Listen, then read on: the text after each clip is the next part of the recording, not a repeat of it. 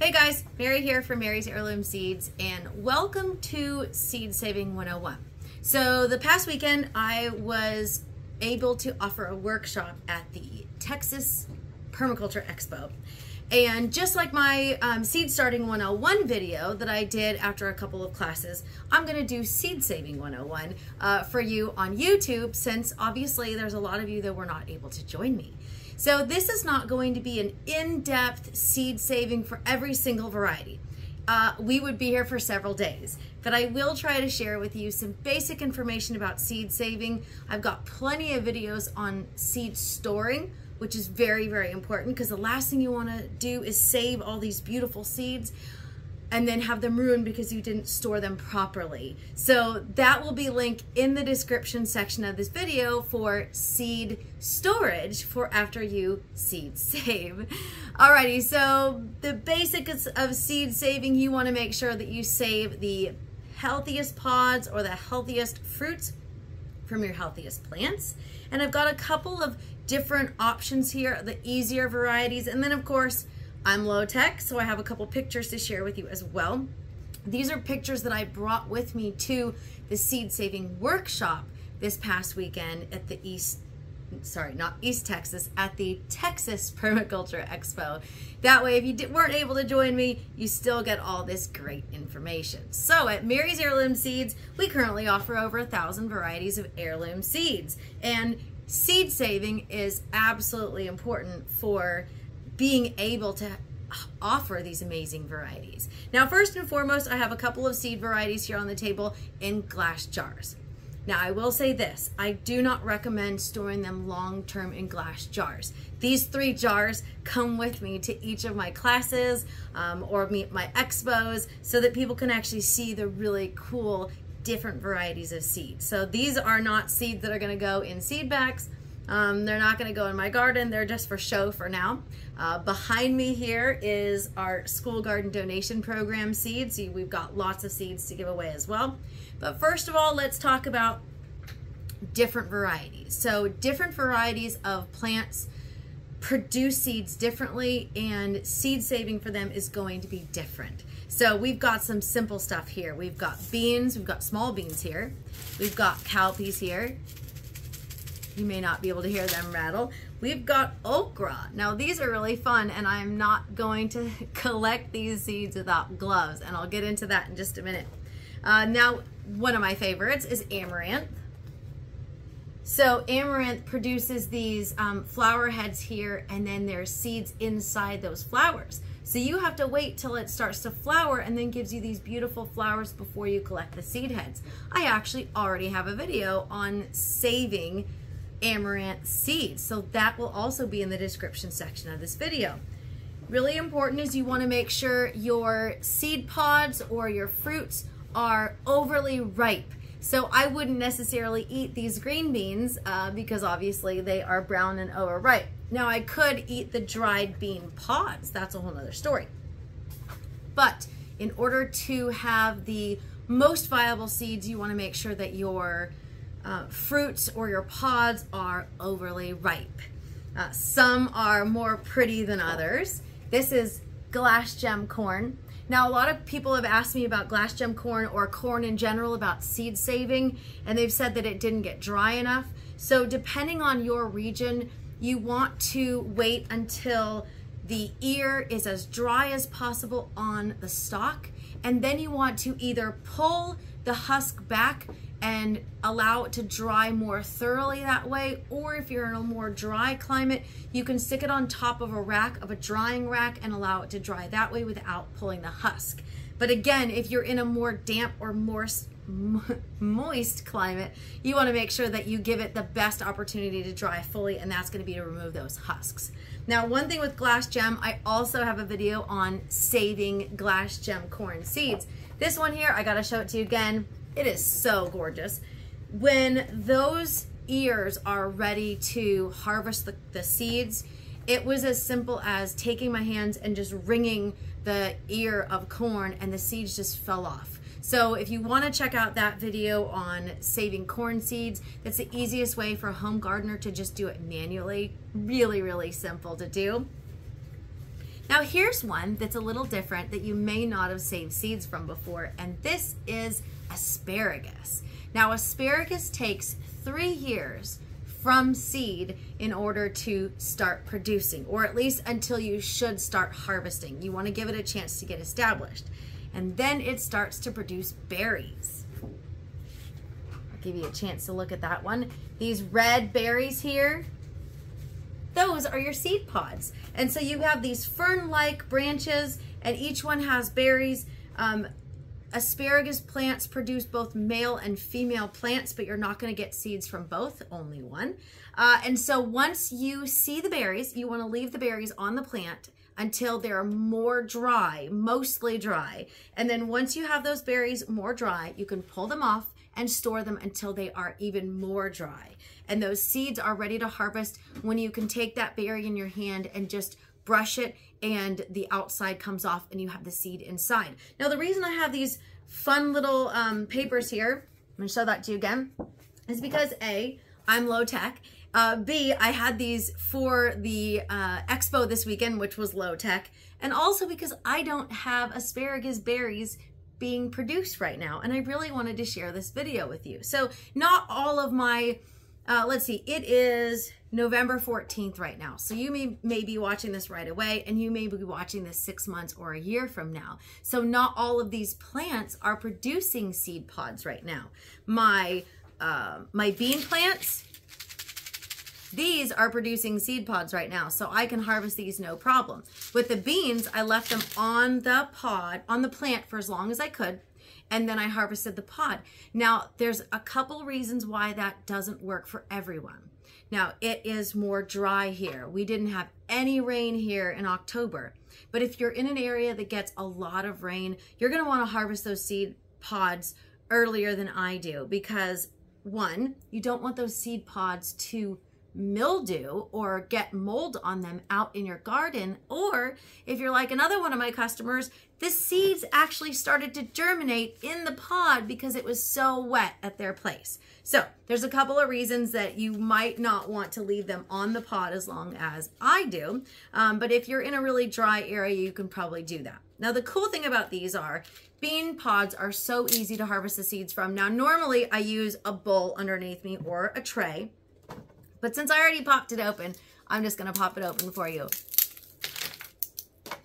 It's that easy. I just harvested some seeds that will grow in my garden next year. Now, here's a funny story. I was growing Ford Hook Giant Amaranth, not amaranth. I was growing Ford Hook Giant Swiss chard. And in order to allow your Swiss chard to produce seeds, you have to let it grow and grow and grow. You can't chop it down and hope that you can get seed pods from that branch you chopped down. It will actually produce these long stems from the original stem, and on them will be seed pods. Now, I'm short, but I'm not super short. I am pretty short, actually. I'm 5'3", but this thing was 6 feet tall. That's my head. I'm leaning over a little bit, but still. And this is the stalk here of this giant. Now, when they say Ford Hook Giant Swiss chard, they mean giant Swiss chard. Now, on this stalk here, I'll show you a little bit closer. You can see at the very top, there's little teeny berries you can see. Now, that is where the seeds are produced for a Swiss chard. So that took 2 years in order for me to be able to harvest Swiss chard seeds. So some varieties like beans, you get them in a matter of months. Some, like that Swiss chard there, it took me 2 years. These okra, I harvested the okra to eat at first when the plant started producing, and then as the season kind of went on a little bit, I left these pods on the plant so that I could harvest the seeds. So someone asked me if you had more viable seeds later on in the season, and for me, it was just more of a preference that I harvested the pods for seeds later in the season so that I could get some of those delicious pods to eat. Now, here is a very easy one of my favorites, and that is sunflower seeds. Sunflower seeds, you want to wait until your sunflower looks mostly dead. You can see there's no petals on the outside because I allowed it to dry on the plant. Now, one really cool thing about sunflowers is each one of these seeds produced a flower first, and each one of those flowers was pollinated to produce a viable seed. So a massive sunflower head is made up of hundreds, well, lots, and sometimes hundreds of tiny flowers that require pollination in order to have a viable seed. So sunflower seed heads are very easy. That's another video that I already have on seed saving sunflowers. I highly recommend using gloves because sometimes the ends get sticky, but you can literally just take your hand and brush over the seed head and those seeds start to just fall out. So another really simple one that can be done very easy and very quickly at home, and it doesn't require any extra gadgets. Tomatoes, for example. Now I'm going to put some gloves on and I'll explain why. Okra makes me very itchy, extremely itchy, to where it is painfully itchy. So when I harvest okra, I always put gloves on. Sometimes lately I've been putting double gloves on, and that goes for collecting the seeds as well as the fresh pods. I made the mistake the other day. I was collecting okra pods to eat, and I was putting my arms in and I was reaching in and pulling out okra. And it took me a couple minutes to realize what I was doing and the mistakes I had made, brush my face, and oh my goodness, it was painful. So I will tell you this, I can eat okra, no problem, but harvesting it requires gloves. Now I'll tell you something while I'm putting my gloves on. Tomatoes, for example.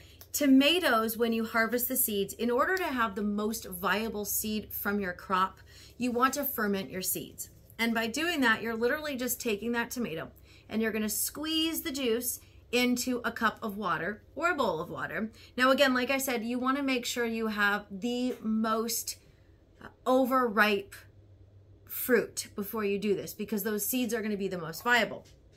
And then what you do is you squeeze that tomato inside a cup and you add water and you let the jelly portion of the outer side part of the seed, you're going to let that ferment. So it's going to rot and it's going to stink and it's going to have this layer of grossness. And that's going to be the jelly portion of your seed. And then you're going to scoop that top off and you're going to chuck it in the garbage or in your compost. I put it in my compost. And then you're going to rinse those seeds very well. Now, in order to properly store them, you're going to want to make sure you dry them very well. So you want to use a screen. Don't use a paper towel.